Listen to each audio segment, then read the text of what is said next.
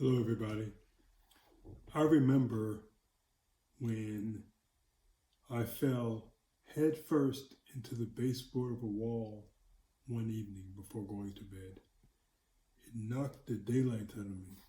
I woke up and subsequently I was diagnosed with multiple sclerosis. I don't want to keep harping on that, but it sort of like derailed me off of my natural progression of my life. And so when that happened to me, I didn't do anything. I didn't want to do anything. I couldn't walk very well. I couldn't stand very long. I got to a point where I knew I had to do something different if I wanted to feel different, but I just didn't have the energy or the desire to do anything. It was a lot easier for me to watch television. Let's just look at, it was easier for me to binge watch. It was easier for me not to go to my mailbox. It was easier for me to go to the refrigerator and eat some food, some comfort food, something to make me feel better. That's what I had control over. I felt so alone.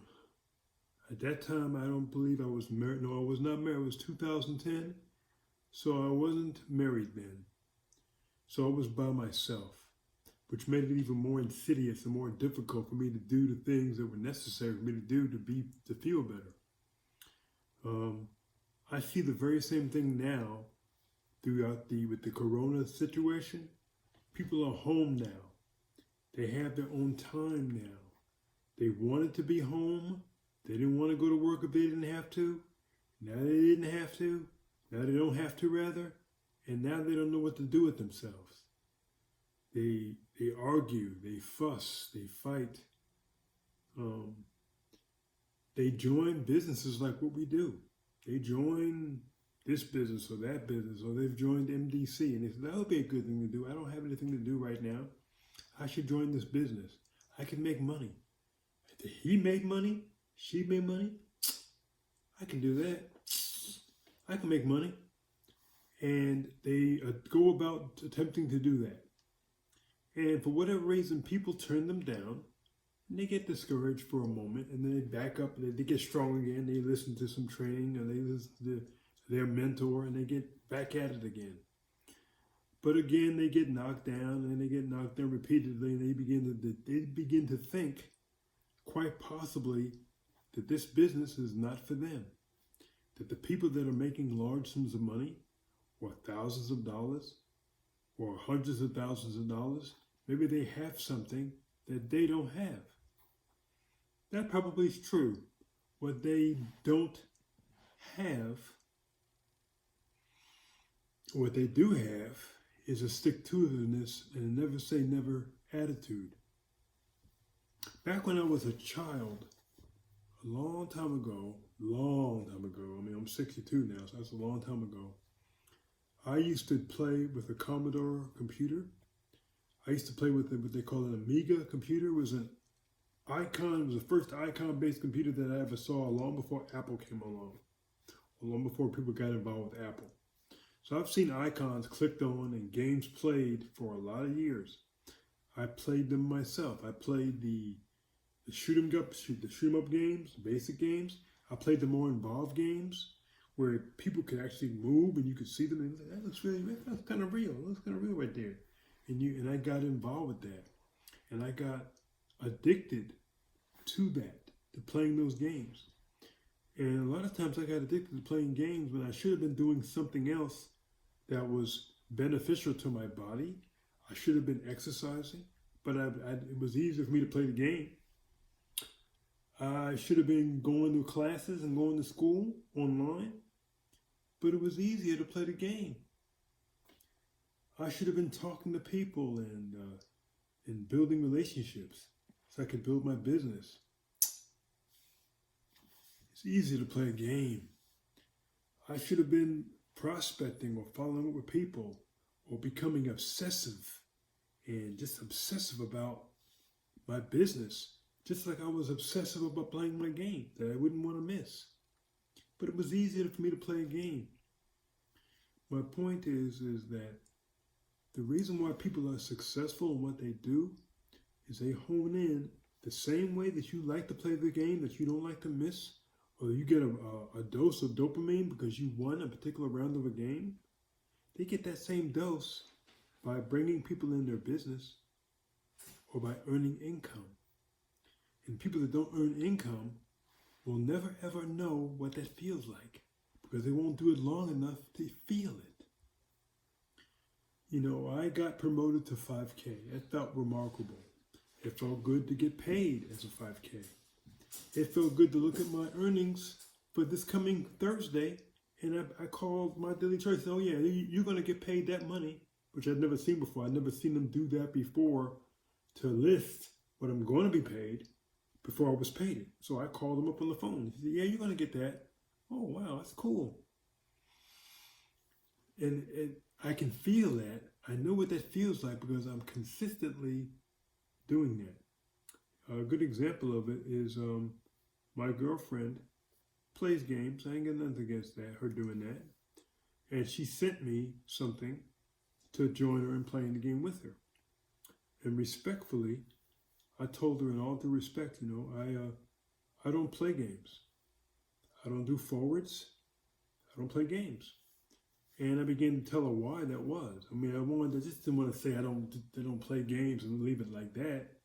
I wanted to tell her, and I said, sweetheart, the reason why I don't play games is because it distracts me for what I want to get done. You see, in my mind, this is what I have in my mind. I know my girlfriend's going to come here in Nevada in August. I know she's currently in Wilmington, North Carolina. I know that if I play games between this time and that time, it's going to derail me for what I need to get done to prepare for her to arrive here. You know, it's inevitable. I can become distracted and play games and I can get into this game and I can play. It's good to be emotionally connected with somebody that I could play a game with her. There's nothing wrong with that. And people say, well, you're just obsessive. All you think about is this business. There's other things besides this business. There are. There's definitely other things I could do besides doing MDC, watching TV, or playing a game. There's definitely that. I can talk about what I want. I can do nothing toward my business and just be who I was.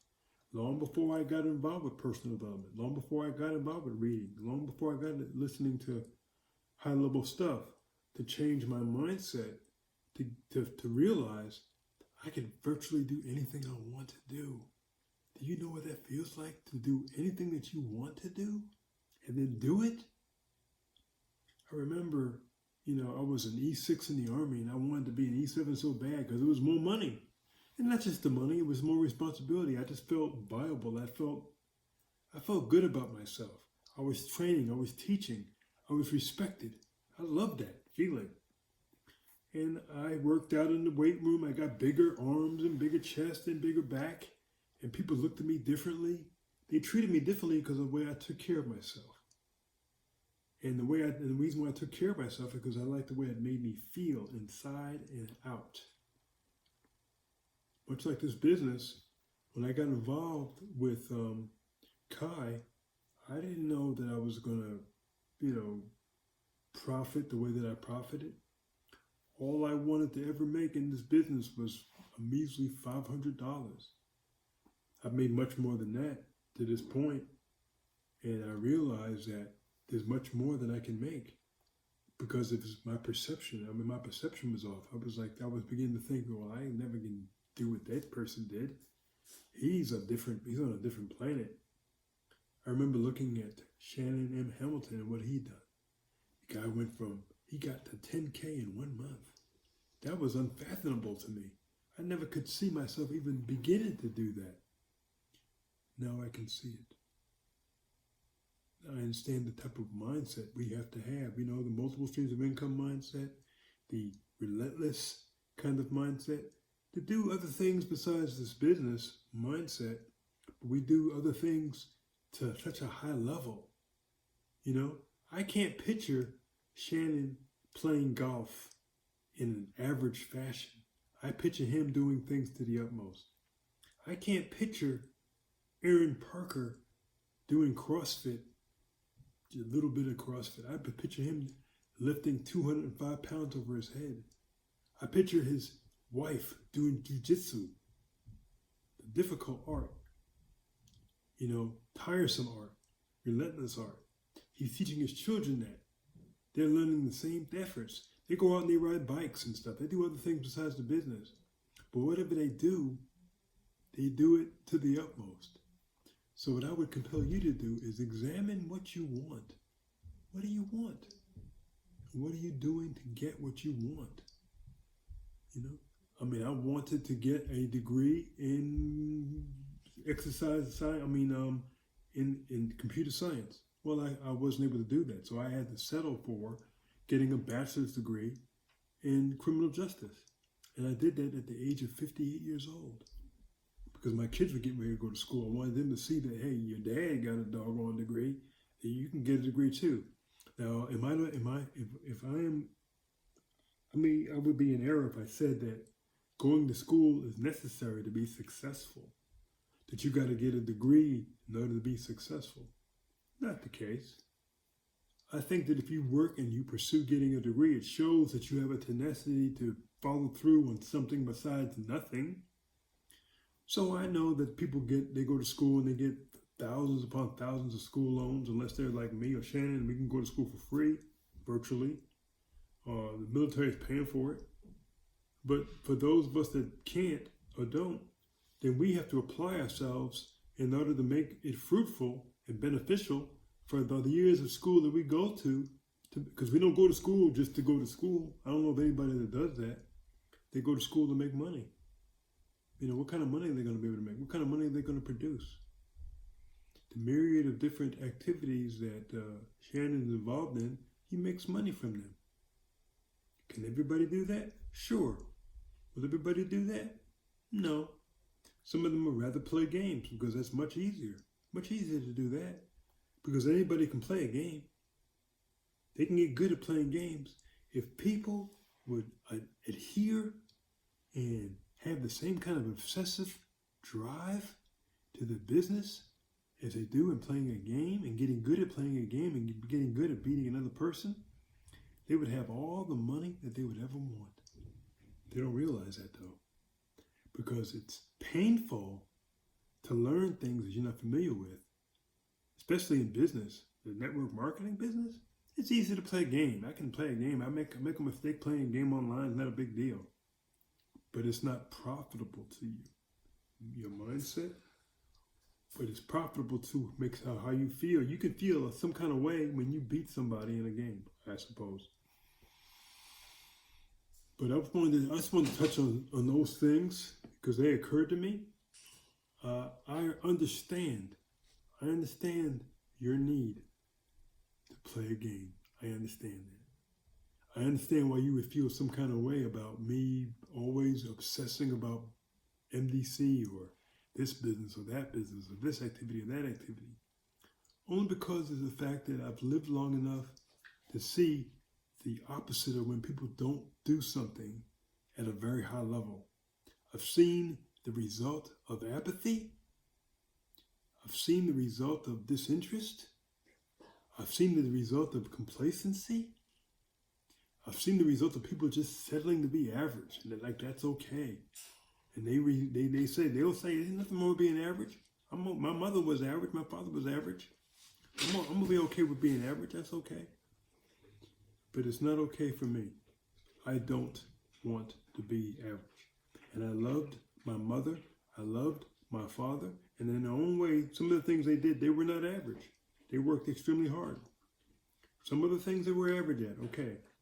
But I have a responsibility as a father, as a parent, to look at those things and teach my children that it's okay to want to be above average. It's okay to push yourself to be above average. At this stage of the game, they tell me that I'm 62. They tell me that I probably have the ability to live to about 78 or more. We would like more. And since that's what I have left, I don't choose to want to play games with my time. I would much rather do things that were going to uplift me and uplift others and leave a legacy. That's my choice. May not be your choice. You may be comfortable in playing this game or that game or whatever. And if that's what you want to do, fine. But under those conditions, you have no right to complain or to wonder why it is you're not successful. The people that are successful do the things that successful people do, and they do them over and over and over and over and over again to the point where others will look at them and say, "You're obsessed." And my resulting thought process is, yeah, you're obsessed with not doing it. I'm obsessed with doing it. Let's see who wins if we're going to compare each other as regards to obsession. I want you to look at yourself and see what you should be obsessed with. What should you be obsessed with? What are you going to do? How are you going to do it? Where are you going to be a year from now? And we're playing that game for a year, off and on, here or there, get you from where you are to where you wish to be. Or we'll just be putting off the pain that you're going to need to deal with in order to be better. I don't know. Just those are thoughts in my mind. Y'all have a good day, a good evening, a good morning, or whatever time that you watch this video. I just wanted to put that out to you. We'll talk to you later.